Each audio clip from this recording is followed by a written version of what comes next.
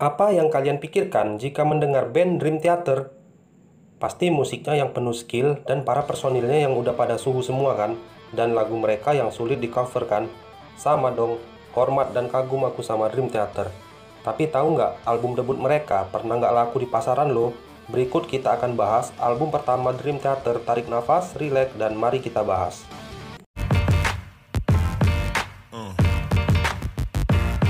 Pada tanggal 6 Maret 1989, sebuah band yang mencoba peruntungan di industri musik bernama Dream Theater mengeluarkan album debut mereka yang berjudul When Dream and Day melalui Mechanic Record.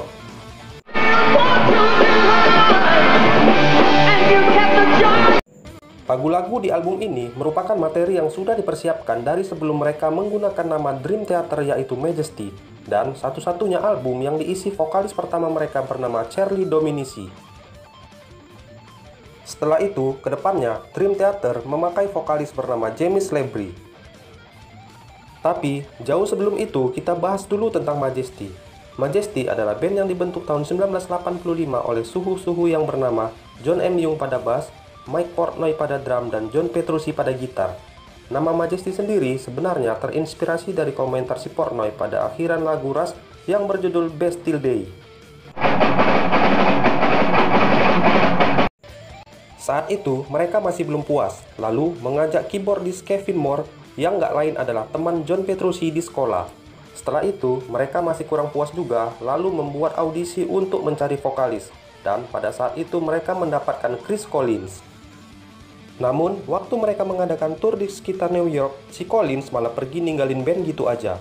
Waktu pun terus berlalu dan Majesty terus mencari vokalis hingga akhirnya bertemu dengan vokalis yang punya jam terbang tinggi, yaitu Charlie Dominici.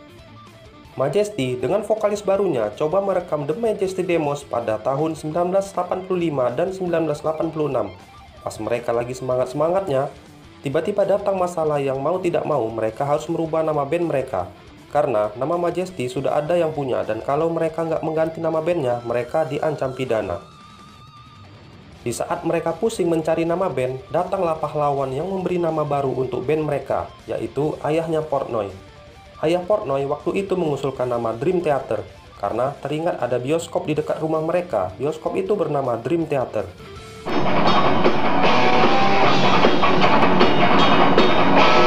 Dengan bangga, mereka membawa nama band Dream Theater menjadi nama band mereka.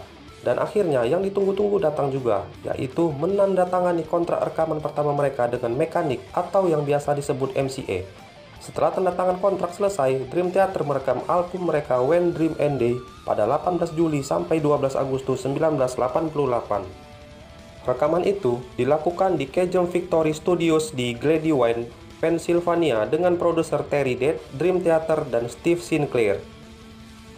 Setelah album itu keluar, mereka berharap album itu meledak. Namun sayang, hal itu tidak terjadi. Itu dikarenakan album mereka sebagian besar tidak tersebar luas alias nggak semua orang tahu album Dream Theater ini. Bahkan dunia musik pun tidak mengetahuinya. Karena hal ini pula, Mechanic atau MCA memutuskan hubungan kontrak dengan Dream Theater. Dan akibatnya Dream Theater cuma bisa konser di daerah sekitar New York saja. Karena mereka pun belum punya label rekaman.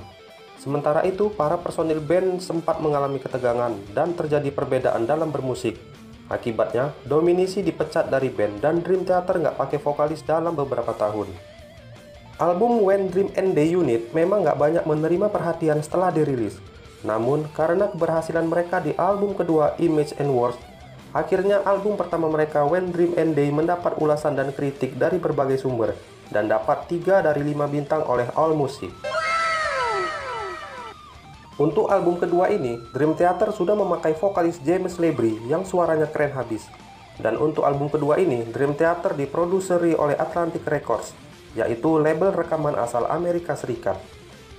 Nah, itu dia album pertama dan juga awal terciptanya Dream Theater. Seperti yang kita tahu sekarang, Dream Theater itu adalah band yang hebat yang lagunya rumit tapi enak didengar. Dan setiap lagu pasti dihiasi oleh skill individu masing-masing personil yang sulit untuk ditiru.